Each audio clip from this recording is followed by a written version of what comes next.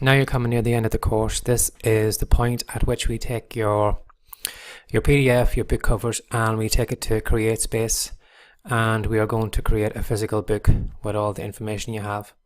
Now before we go any further, I just want you to make sure that all the documents that you have with you, your front book cover and your back book cover, and the contents that are in the PDF that was created by the Canva website, just to make sure that all those images that you've used and the book covers are all in 300 dpi, because once you go any further and actually upload these images onto the website, Createspace will actually give you a warning telling you that the images are actually below power and that they may be blurry when they are printed into a physical book. So just before you go any further, just to clarify that all the documents you have are again up to 300 dpi format that you need for printing. So to create a physical book, go to createspace.com, and then what you would do is once you've logged in and created an account, you'll be faced with this members dashboard. Now to create your first book, if you just click add new title, which I'm going to do now. Now you have to give the name of your project, so whatever book title you're going to use for your project, you would just type it in here.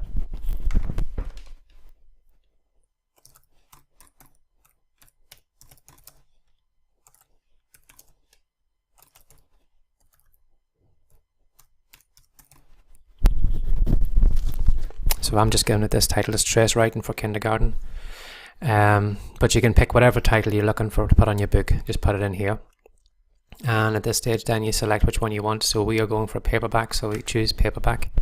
So now there's two different options here. You can go with the expert or you can go with the guided. Now if you've been to the Createspace website a couple of times, you'll have the hang of it by then. You can actually use the expert option where it just has everything just in continual on one page.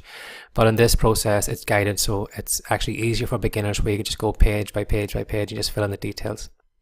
So we're just going to use the guided one for this time. So I'm just going to click get started.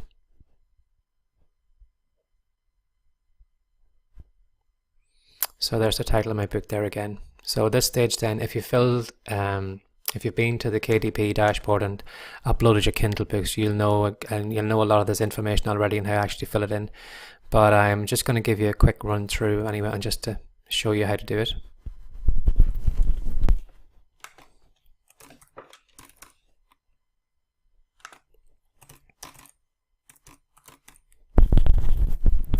So if you had a subtitle for your book, you would put that in here. I'm not going to do it now at the moment, just primary author. I'm just going to put my name in here.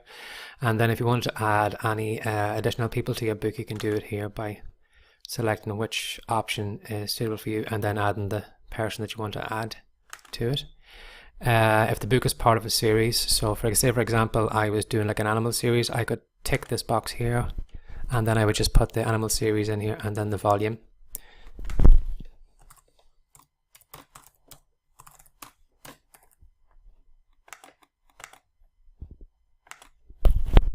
So if I was doing an animal series book, this is what I would do. I would just do it here, and this would be the first book in the collection, or whatever it was in the collection.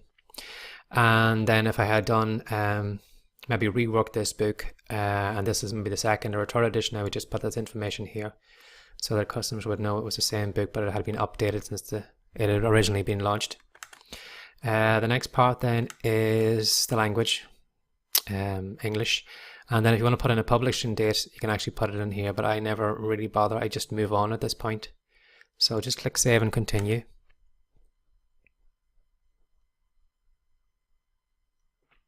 So at this point here, Createspace is offering you the option of giving you a free ISBN number, or you can actually provide your own. Now I've always gone with the free Create ISBN number, so there's no charge for this. And even though you do actually go with ISBN number, it doesn't give Createspace any power over your book. You still own all the contents and anything that's in it. It's just that they provide the ISBN number. But apart from that, you're still the owner of the book. So once you're happy enough with that, then what you can do is then you would just click assign free ISBN number. So now that I've agreed to it, this is the number that's linked to my book and it can't be changed at this point. So once my book is produced, anybody can type in this number in the search box in Amazon or the bookstores or whatever, and it'll just lead them directly to my book. So once I'm happy enough with that, I just click continue again. So at this moment in time, we're going for black and white, because if you add any color into the document at all, the publishing price is going to go up. So to keep the cost down as low as possible and to make it more attractive to customers, just keep everything in black and white. So we're just going with the black and white, and you can either go for cream paper or white paper. I've always gone for the white paper. The cream paper I think might have an added cost, so it might actually put the price of your book up further. So there's not much point in doing that, so try and keep your book cost as low as possible. So just click on the white. Now at this stage here, because we have created a 10 by 8 manuscript size in the Canva dashboard, we're just going to change that, because at the minute it's showing a 6 by 9, which is the wrong size. So just simply all you have to do is you just go and look for the particular size you're looking for. So then we are down here with the 8 by 10. So what I would do is you can actually just click on here, and you can see it now, it's changed now to 8 by 10. So at this point then, as long as it's 8 by 10, black and white, paper is white, just scroll on down. Now you can actually get somebody professionally to help you out, but I've never ever used it, and apart from the price there, $199, it's a lot of money for a beginner to cough up. So I'm just going to upload my own book file. So if you just browse it, you can actually put it in a doc, but because we've created a PDF on the Canva website, we're just going to use PDF. So I'm just going to upload it now.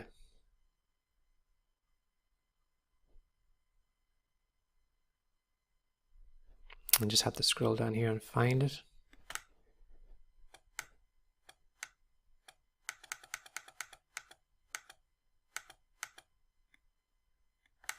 That's the one that I created.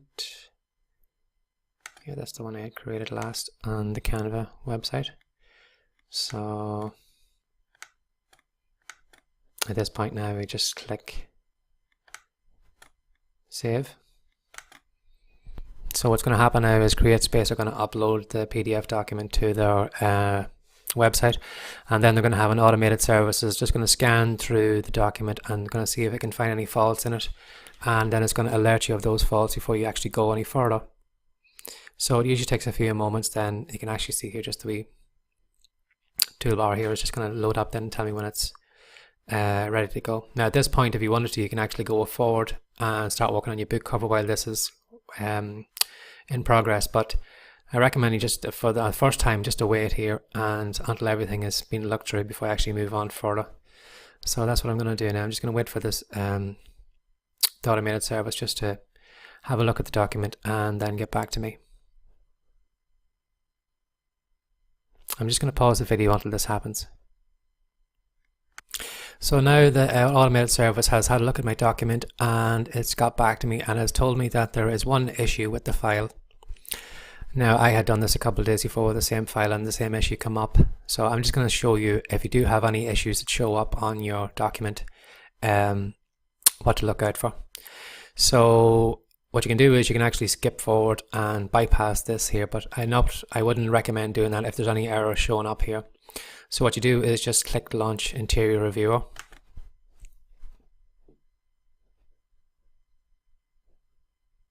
And this screen will just pop up. So it'll open up the book in a booklet form, so you can actually go through page by page, and then you can see what the fault is and how you can correct it.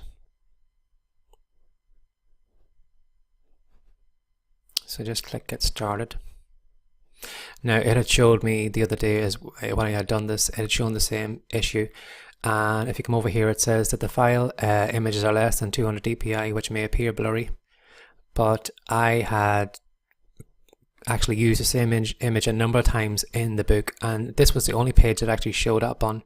So I don't know if the software is a bit clunky and is showing errors maybe that it shouldn't show up, but I'd recommend that if you do find any faults, just have a look and see if there is a genuine reason for it, or whether the software is triggered on something maybe that actually isn't there. Now what you can actually do is, if you do actually think that maybe there is a reason, maybe it might be blurred, what you can do is come up here to the view section and you can come up to the full width view. So if you just click on the little magnifying glass with the plus in it, just give it a second just so the picture is clear, and you can actually see here that just click on the hand and you can drag it up. You can actually see that the picture is clear. You know, I can't see any reason why that wouldn't print out properly, because it looks like it looks good enough from what I'm looking at. Now, if you were worried about it, what you can actually do is go through the whole process, print off a book for yourself and get it posted out to your own house, and then just have a look at it first to see, is it really that big of an issue? And if it's not, well then you just forget about it and let the book continue on sale. Or if it is a big issue and you do see that the images are blurred in it, you know, you can come straight back to the book and then you can rework it and fix those problems. Now you can probably see here as well too on the book image, you can see this kind of dotted line around here. Now as I said before, like with the book covers and the content of the book, you can't have anything in this area, because Createspace will actually it will show up as an error on your book. So that's why I was telling you to keep all your content away from the edges, so that when it came to printing, anything that was in this area, you know, could be printed off without actually losing anything. So you can actually go through the book page by page now. So as you can see here as well too, this is another reason why it actually gives this, you need your images away from the edge, because if you look at the gutter between the two pages here in the booklet, there's no point having your letters way over here. Like when the child has to open the book, they're going to have to press it down flat to spread it out to actually get in with a pencil to start writing here. So that's why you'd actually move your images back from the edge, because there's no way you could actually, you know, it wouldn't be comfortable to write in this book and make it more difficult. Again, what you can do too, if you want to look by page, you can just click the full width button and you can see here that those images look pretty clear. So if they're printed off like that, there's no reason that, you know, it shouldn't come out exactly like that. So again, you can go through page by page, but if there is any errors other than the first error here, you will find a list of errors here along the edge. You'll probably find a lot of ones. They're usually always about the DPI and images, or about your image actually moving out in beyond the dotted line, and they're warning you that it's going to be chopped off if the book goes to printing. Now I'm just going to scroll through. So again, it looks pretty good. I can't see any problems with it. Now this is only just a test document that I've loaded up. This wouldn't be the book that I would have do, but I just wanted to put something quickly together for you just to show you how it looks when you do get to the Create website. So once you've got this far, and I'm just going to dismiss this error because I think that the image looks okay and I think it's going to print clear enough, you can just come down to save and continue, or if you're not happy with it, you will find there's a save continue button at the bottom, or there's a small go back and make changes red button down here. If you just want to click that, you can actually take it back to your dashboard, and then you can rework your PDF document, upload it again, and then go through the whole process of the automated service looking at it again and seeing if it can find any errors. But in this case, I can't see any problem with that image, and I am just going to go and move on to the next step. So I'm just going to click save and continue to move on then to put my book cover in.